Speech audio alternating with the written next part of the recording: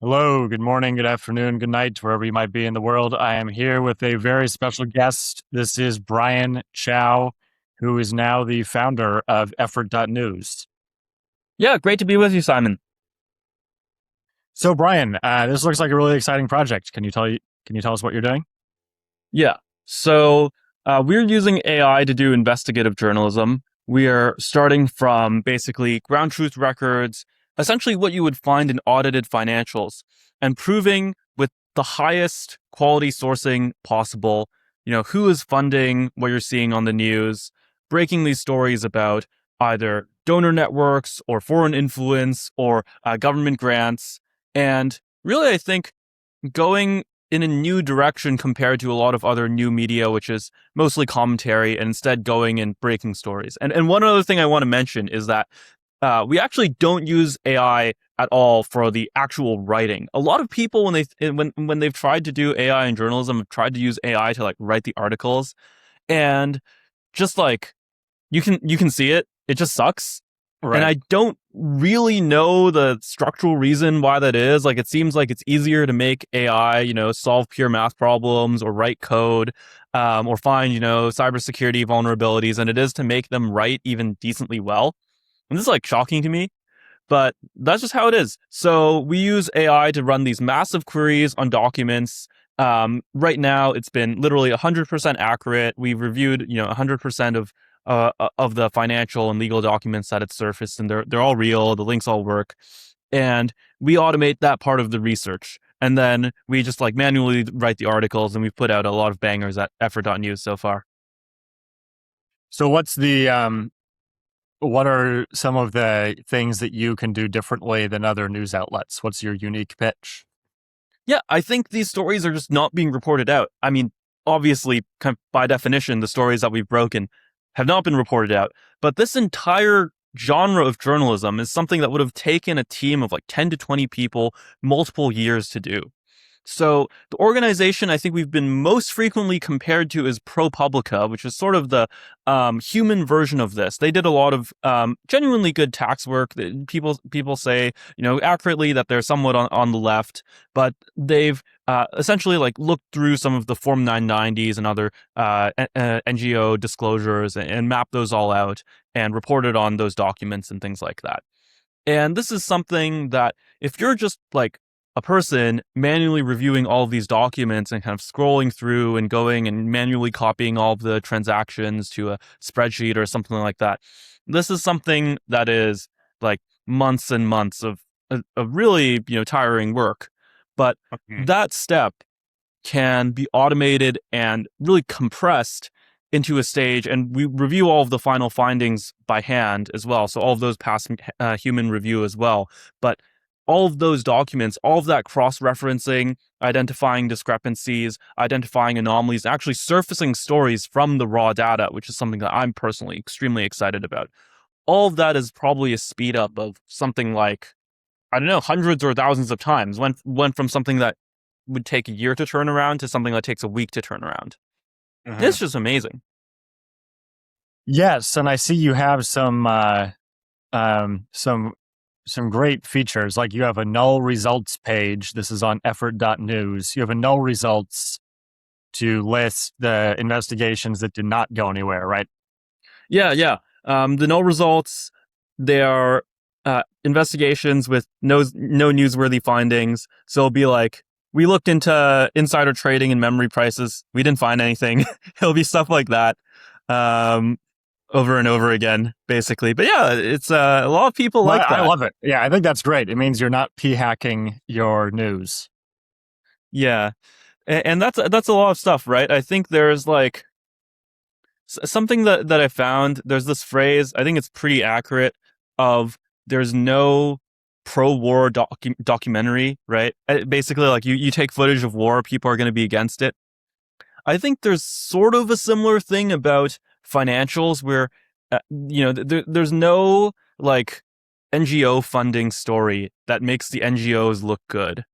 And the closest thing to that is like a null result. And we want to be fair to that, right?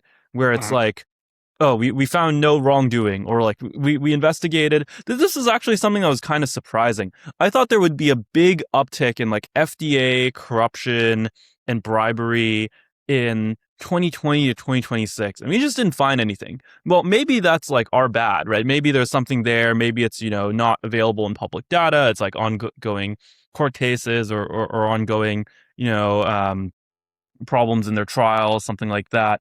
But we How couldn't find broadly anything are you there. defining corruption? Yeah, and in some sense, a null result is like, um, it's kind of like a success case, right? It's kind of like a success story. It's like, oh, we were, audited, not literally audited, but um, using like the layman's terms of auditing instead of not, financially auditing. But people looked into us, and then we didn't find anything. That's like kind of a success case. It's kind of the positive version. Yeah. Um, you had another story about the funding of French left-wing intellectuals, and you found that they're funded by these very old, rich families. Yeah, yeah. So there was this viral op-ed in The Guardian that was like, "The economists have done the math. Growth is a doom strategy." Of course, this is like completely false. Like most economists, Right. like them or hate them, prefer growth to not having growth. Like overwhelmingly, like more than 80%. We cite a poll here, but yeah, it's this hilarious case where these self-professed economists who want to shift Europe towards policies that no longer care about growth, focus more on distribution, focus more on reducing resource consumption. They are funded literally by 19th century heirs, as heirs to 19th century family fortunes who are hiding their money through Swiss bank accounts. How is the money hidden? It's hidden through this financial mechanism. There's this organization called Swiss Philanthropy Foundation, and they basically run a money mixer. There's 106 different funds, most of them belong to these NGOs, and whenever anyone makes a payment to any of the NGOs, including the one that did the degrowth op-ed, it just gets mixed in. So the financial records all say this is a transaction to Swiss Philanthropy Foundation. And no one knows, or at least before, it'd be very hard to know how much went to each specific NGO, or even if each donor actually gave to that NGO in particular, as opposed to one Wait, of so the other 106 or other 105. the very old families have the money, and they give the money to the Swiss Philanthropy Foundation, and then it gives the money to these other NGOs. Is that right? For legal reasons, that's not exactly right. It's what's called a fiscal sponsorship. So basically, Swiss Philanthropy Foundation continues to control the account, but they basically do all of the things that the organizations tell them to do. So they still own the account. It's not like they're directly transferring it to another account that belongs to the same NGOs. Um, but it is functionally a way for those NGOs to control the money while it is all financially labeled under Swiss Philanthropy Foundation. So then does Swiss Philanthropy Foundation, um, does it make payments to Piketty and the other economists? Yeah. So Piketty, their group, this was an off-stream branch of this larger funder called Partners for New Economy, P4NE. And then they funded this a subsidiary called, or not subsidiary, that's not the right word, but this grantee called um, New Economies for Ending Poverty, which is the organization that includes and pays Piketty and all of these people.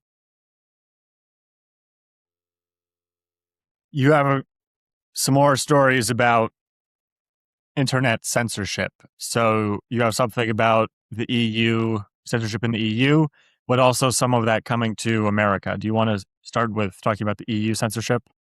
Yeah, for sure. So there's been a patchwork of laws, some of which are individually defensible, but come together to become really destructive for the ability of British people to express themselves online. And that's culminated now. There was this big open question of whether the UK would stop at just censorship, right? Just, deplatforming people, shadow banning, or whether they would go further. And now they're going further. They're arresting people. They passed a law called the Online Safety Act, which is now being used to arrest people for quote unquote psychological harm. So this is the outright criminalization of speech. And right now in America, at least, it's not gone so far. And I do actually believe that for the most extreme cases, right, for literally something like arresting people for speech, the First Amendment will still hold. But of course, we saw before there were issues with debanking, there were issues with censorship, there were issues with campaigns to get people fired. And these were all things that were protected by anonymity. And that's really what's at the central question of what we're talking about now. So there's been this very effective tactic, extremely effective in Britain, of advocating for essentially digital ID using the language of child safety, right? So the idea is like, oh, you want to ID people so that you know which of those people are children, and then you can prevent those children from, talking to pedophiles or so on and so forth. And, there are real pedophiles. Of course, you obviously want to stop children from being able to talk, from talking to pedophiles. But you're also in this situation where those laws are being used currently, right now, it's not hypothetical, in Britain as a way to quash political dissent. And that's really the focus here, where now those NGOs which have successfully enacted those laws in the UK are actively using those laws in the UK to quash political dissent, are now promoting them in the US. And Before we I go to know the probably US, some like good faith people who would support some kind of age verification, some kind of law, and there are some arguments that you can put in the abstract about that, and I would probably agree with some of those arguments. But the way I put it is, when foreign principals are lobbying for age verification laws, during a time when those laws are used to suppress dissent at home, then you should directly infer that that's going to be used to suppress dissent here. mhm. Sorry, go on.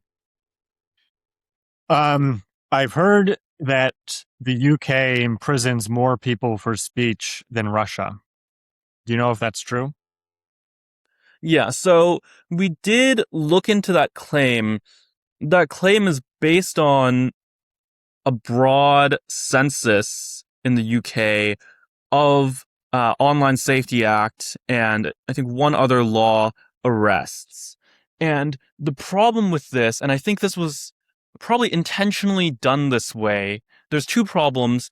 One is that there's not granular level data. There's not granular case filings the same way that there is in the United States. That's like the meta level problem. It's this total, from one perspective, it's like utter muppetry in the UK. It's like, what is even going on? And from another perspective, it's this attempt to obfuscate data, to hide data. But the broader problem is that Hold even on. these higher level records. Is that partly because they categorize some of these as non-crime hate incidents? So my understanding is that all arrests, all official arrests that made it into this number are actual or are based on actual charges. So they are based on at least Okay. accusations of crimes, not necessarily convictions of crimes. That's my understanding. And to answer your actual question about the number, this number comes from the total number of Online Safety Act requests and or arrests, and that can include something like political speech, and we do have individual cases where that absolutely does include political speech, where people went to the media, and there are cases where, in theory, there are cases where that's more like something like uttering a threat, which would be something that's not protected under the First Amendment in the US. Mhm. And this bill conflates all of those things, and the UK's data reporting conflates all of those things. So we don't know the exact breakdown. But that total number is like 12,000, and the Online Safety Act was passed for a reason.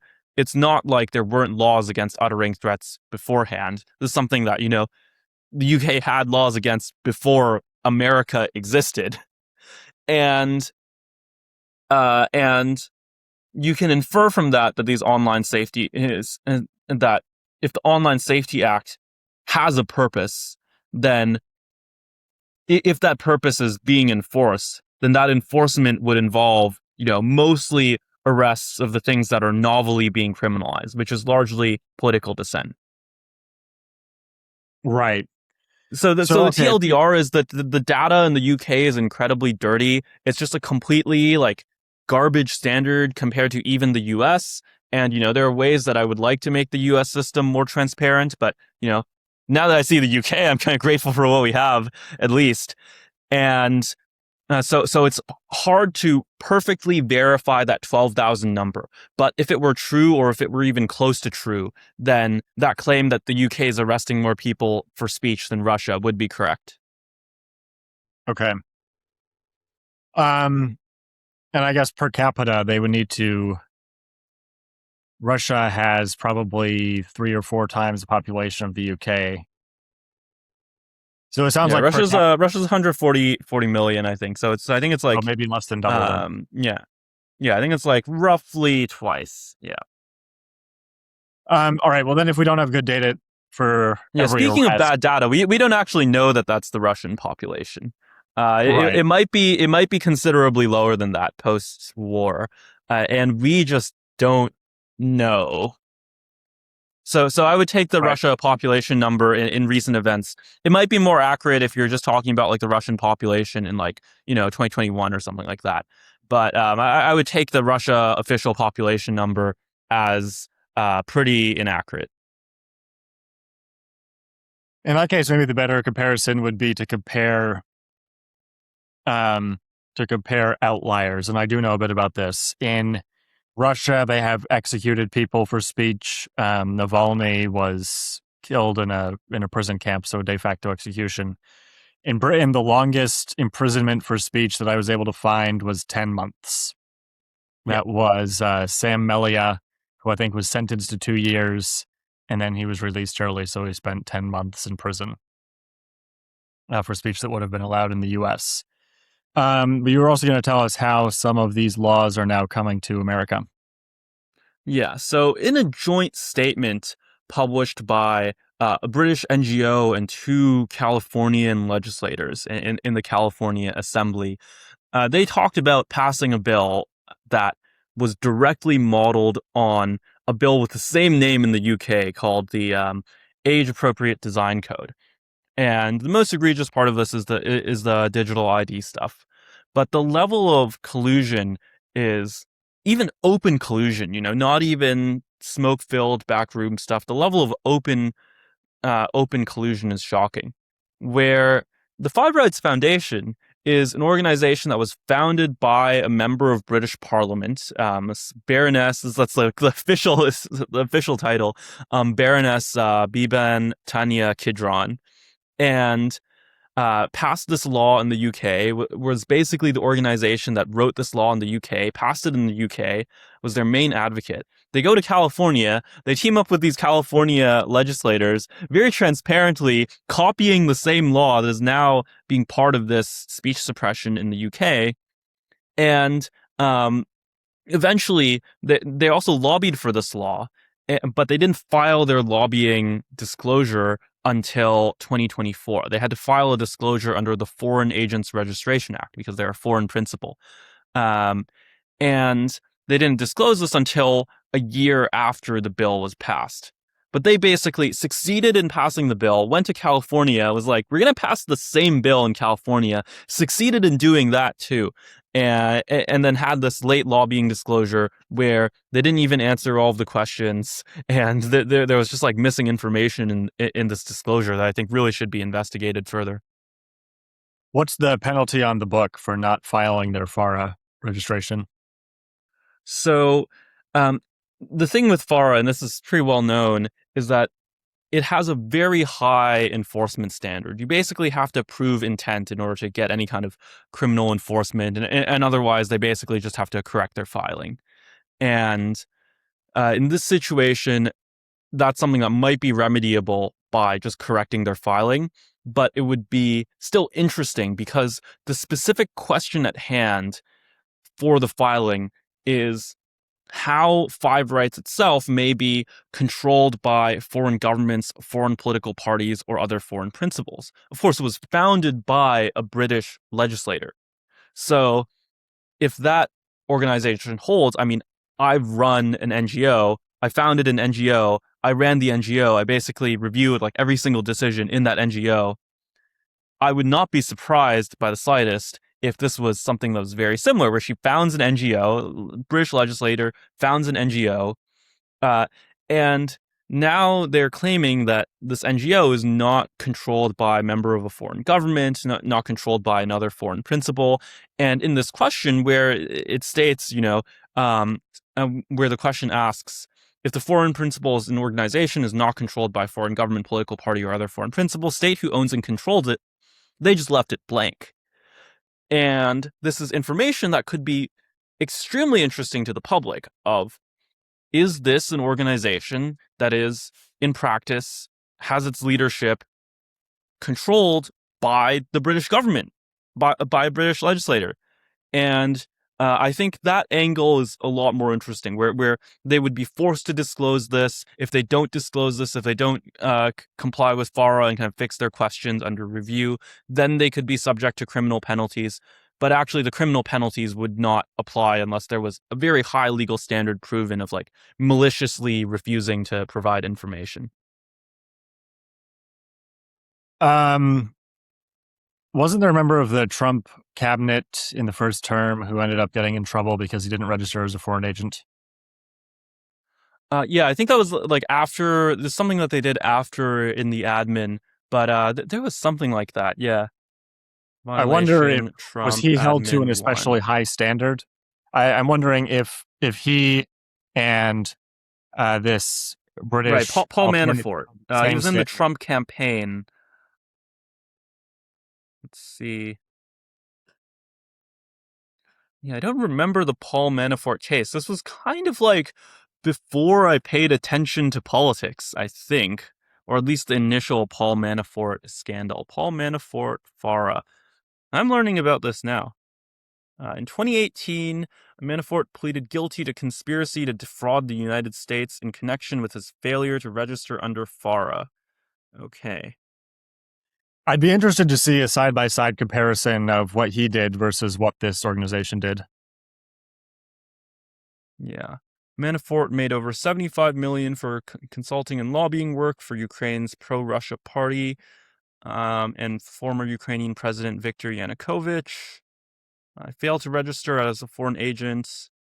Um, Funneling $1 million of offshore accounts to hide the income from U.S. tax authorities. So that would be, I think, if there is some kind of financial obfuscation, that would be something that's objectively provable in court, and that would be something that's Okay, would be a so higher 20. standard than what's being applied I here. guess if you got $75 million, yeah, that's a lot of money. So that would invite a lot more scrutiny. Yeah, you definitely can't hide financial disclosures or payments. That is definitely illegal. That's definitely. I think that definitely, if they prove that he was actually doing that, then that definitely meets the standard. So, what was the substance of the California law that was passed? Yeah, it was a sweeping law. It was passed in a very European way, which is that it's this law that like creates a commission and then makes the results of the commission law. So at the time it was passed, people basically didn't even know what they were voting for. They didn't know what the final results would be. It would create this process that creates a commission that, legislators and the governor appoints people to, which then creates the actual text of the law. But the main measure here, and you can be for or against this, is digital ID on the justification of age verification, and this the chicken and egg problem. Whenever you have any kind of digital ID, is like, okay, well, if you're going to collect someone's ID, then how do you know that they're a child before you collect their ID? And of course, the thing that happens in practice is that you absolutely don't, and so you end up collecting the IDs of literally everyone. Sorry, tell me the mechanism one more time. How they do the verification. Yeah, so it basically requires age verification. There's some like technical legal language about like Um, trying to pull up the bill link here. But there's So does that some mean technical legal language about, oh, like this ID has to be used responsibly or whatever. But the main thing that it compels is collecting and verifying the ID of people who are using internet services, basically. so And they're asking this is my under, results child right? safety, uh child safety grounds, based on the proponents of the bill. That's what they say. But in practice, this requires, all online anonymous users to be ID'd by the services that they're using. So does it require people to type in their driver's license number? It may be so the practical enforcement may be higher than that.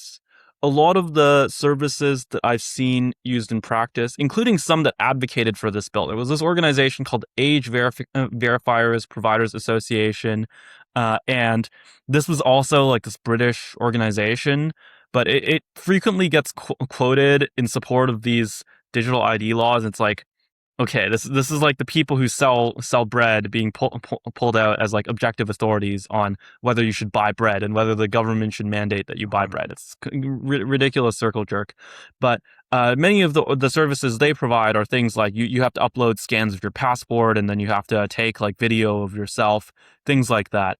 And that's already, a common thing for banks, and you can get into that conversation as well, where it's like, okay, if you have that, obviously, there are genuine reasons. You're trying to prevent fraud. You're trying to prevent, sanctions evasion, stuff like that.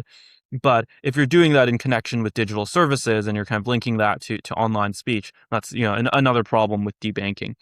But yeah, it's actually a much higher. What I'm saying is that in practice, it's actually a much higher level of ID verification than typing in your driver's license. So people in California now are being required to show their passport and their face for certain internet services. Yes.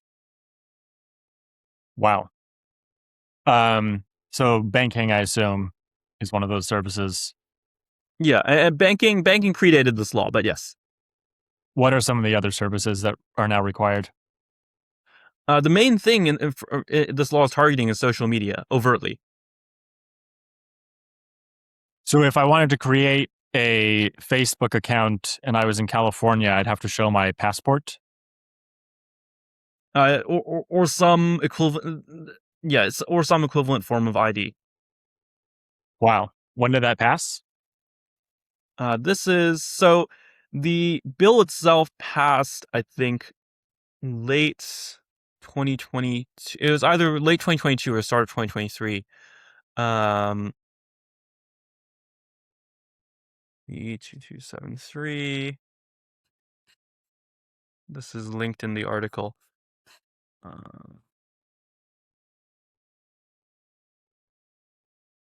Uh, yeah, late 2022, September 2022. But the committee results didn't finalize until 2023, I think. So it was this bill that like passed a law to create a committee that would then pass guidance, which would then become law based on the bill. And this is, in general, I just think it's a really deceptive tactic, because at the time when Mhm. people are engaging, when the time when people are voting upon it, you just don't know. And a lot of the time, like in the Online Safety Act in the UK, or in the actually like the age verification law, I think exactly the same name, the age appropriate design code in the UK, you don't know what is going to happen when the bill is passed. It's just this complete question mark, and you're sort of at mercy of this unilaterally appointed committee. Who appoints the committee? So it varies based on the law and the jurisdiction. Usually they have these kind of like negotiations in the legislature over like, oh, if you want votes from like this group, you want this committee to appoint it. If you want it from um if you want votes from, the minority party, you designate like, oh, the minority leader will appoint so many seats, and so on again, and so on and so forth. So that varies a lot by the actual bill. Meet members. Okay, let's see. Appointed by the California Privacy Protection Agency. Okay, and who appoints? So the AB 2273 members were appointed by this other agency. Appoints, and I'm finding who appoints that agency. Are appointed by 4 different California state officials. Oh my, I'm getting a headache already. The governor of California appoints 2 members. The attorney general, the Senate Rules Committee, and the Speaker of the Assembly each appoint 1 member. Okay, so there's 5 members in total, but those 5 members of the California Privacy Protection Agency are appointed by 4 other different officials, including 2 by the governor, 1 by the attorney general, 1 by the Senate Rules Committee, and 1 by the Speaker of Assembly. And then that committee appoints another committee, which was specific to AB 2273. Okay, so real You're power kind is of seeing why this is hard to do with traditional journalism, right? right. So real power is obscured behind many levels of bureaucracy. Yeah, exactly. And now we're figuring it out. We're actually getting the transparency. It was this funny thing where transparency was treated as this massive celebration post Watergate.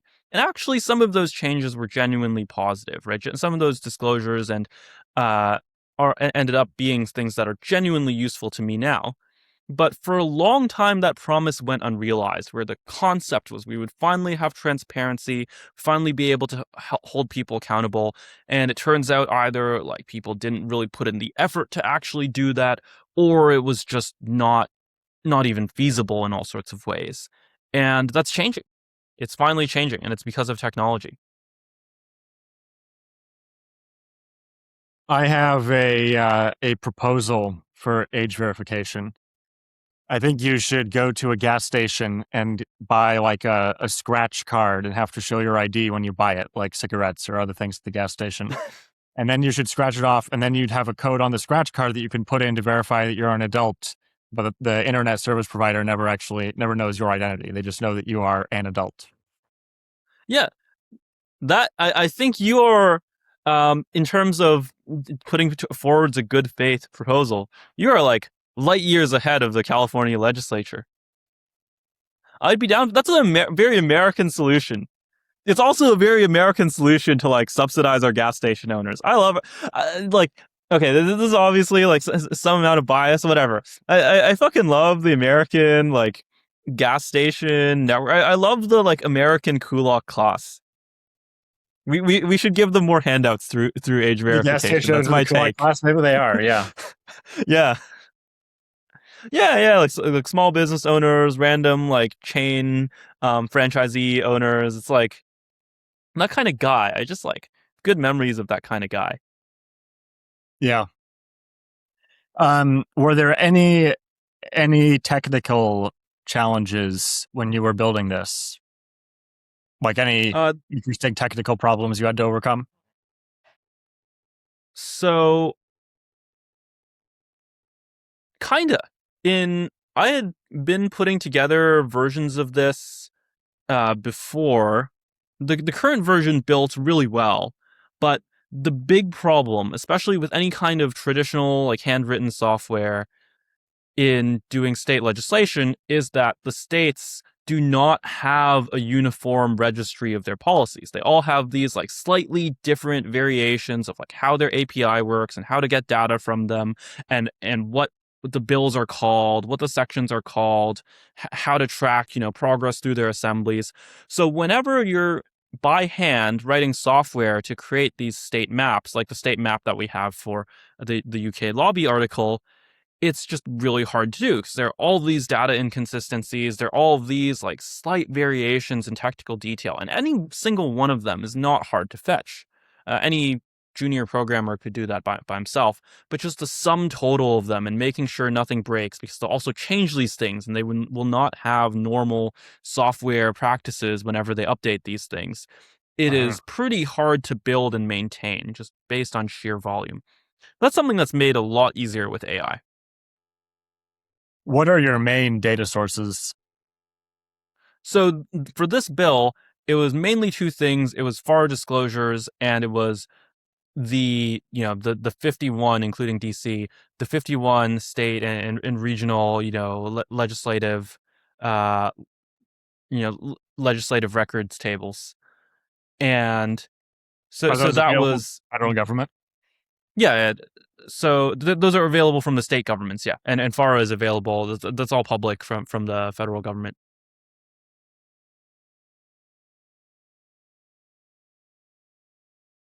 What is the Digital Services Act? The Digital Services Act, it is it is essentially a massive censorship law. It is a massive law whose overt goal is to control speech on the internet, and it has this wide-ranging committee authority going back to the European way of doing things. It's a law in Europe, but as we have recently reported on, it is something that is actively used and is currently being used to control information in many other countries, including the U.S. And it is this like massive law with wide-ranging authorizations um to charge $100 million, if not $1 billion fines against essentially tech companies, mostly American tech companies, for not complying with digital censorship. Um, Even if the censored material is displayed in a different country? Yes. And that is something that has actively been litigated in the European court by X.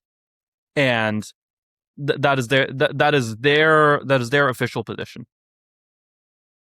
So they're saying they can fine X because Yeah, X they can find X operates. for Elon's posts in other countries.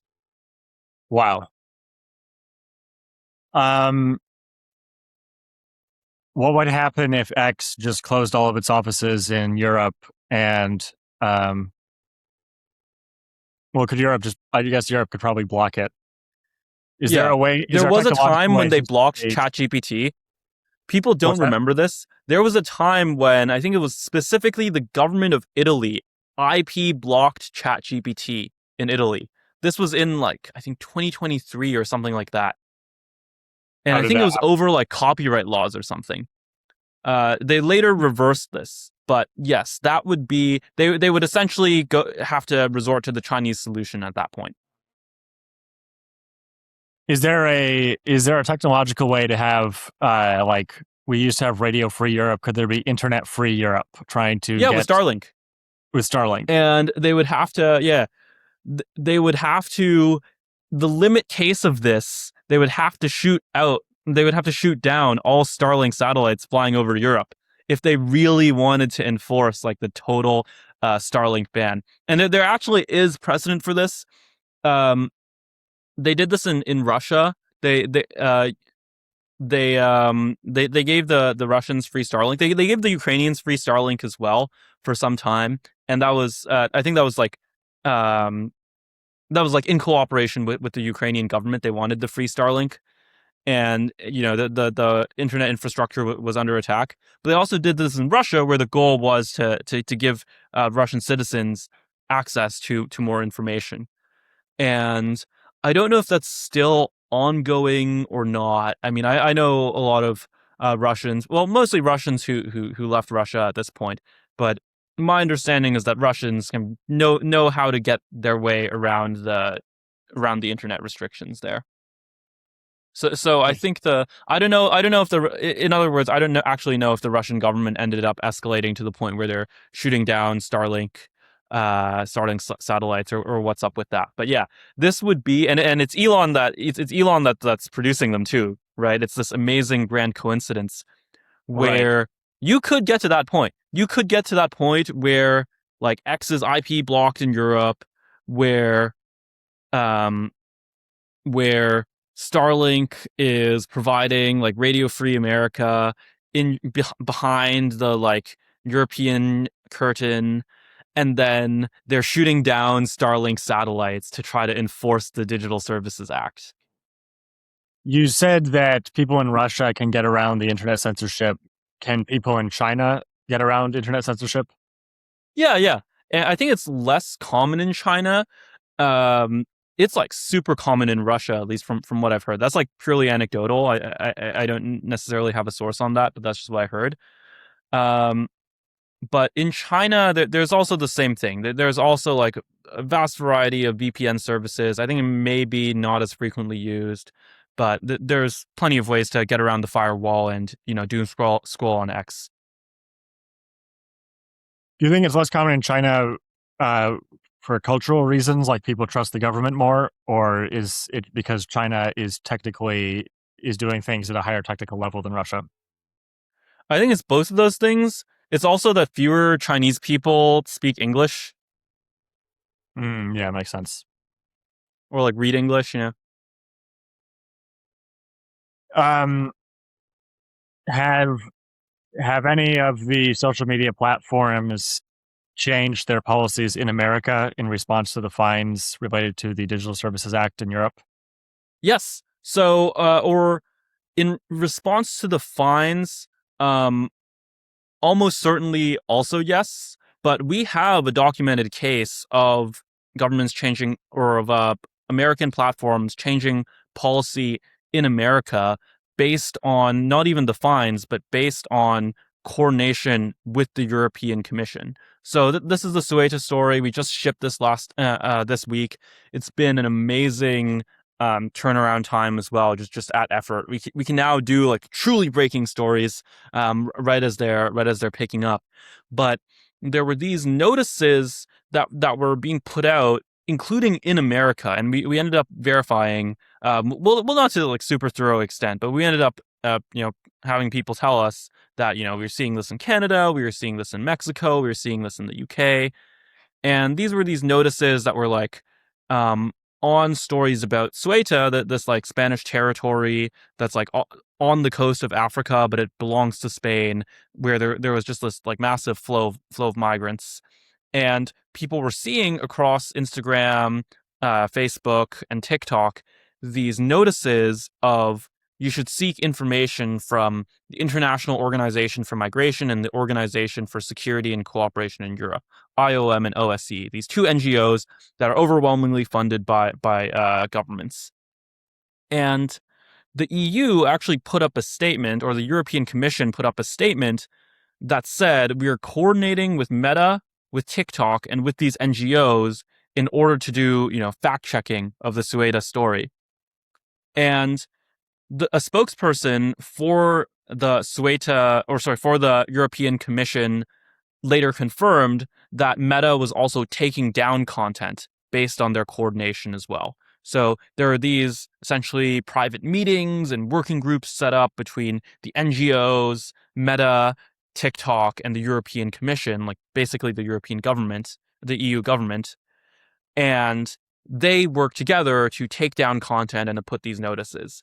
And we know for sure that these notices are appearing worldwide. Is X still freer than Meta? So we've found no information regarding whether X has taken down any content. So compared to Meta and TikTok, we know for sure that Meta and TikTok is cooperating, and we know for sure that Meta has taken down content. We just don't know anything about what's the deal with X right now. But I've not seen any notices in a similar vein for X.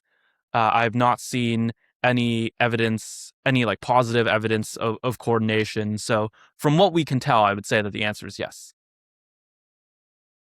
Well, that's one spot of hope, at least. Yeah. And it's interesting. X was already fined. And I think what Elon basically says was, no, we're not complying with the censorship law. It's interesting also that there was the possibility near the beginning of the Trump administration that there would be some kind of strategic retaliation against these laws, which are in practice tariffs against American companies. I mean, they're almost all American companies. Actually, the ones that are not American companies, they're also not European companies. They are Chinese companies. Like ByteDance. So it's prime. It is literally functionally a tariff against two countries, the United States and China.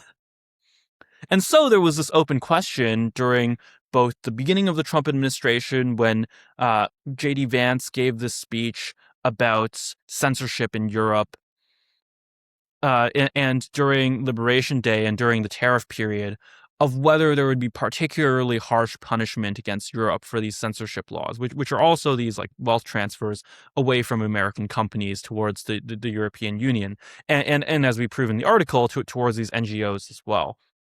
And what ultimately came of it, to my knowledge, basically nothing. We Right. did put tariffs on the EU. I think the US put tariffs on the EU. They're not particularly high tariffs compared to every other country in the world, including countries that were not doing anything in terms of putting in terms of putting censorship restrictions or tariffs on the US. So to my knowledge, there's not been any kind of punishment for this behavior from the EU, which functionally has done more to reduce the information available to Americans in America than the Chinese government, and to my knowledge, from any other government in the world. I mean, of course, the Right. Chinese government heavily censors the experience for Chinese people in China, but to my knowledge, there has been far more evidence of European governments and the EU specifically taking down, censoring, and affecting content on American platforms available to Americans in America than their Chinese counterparts. Interesting times. All right. Brian Chau, thanks so much for joining us. Yeah. Thanks for having me. Excited to talk about Effort News, Effort.news here. And yeah, great to talk to you, Simon. It's been fun. Thanks, Brian.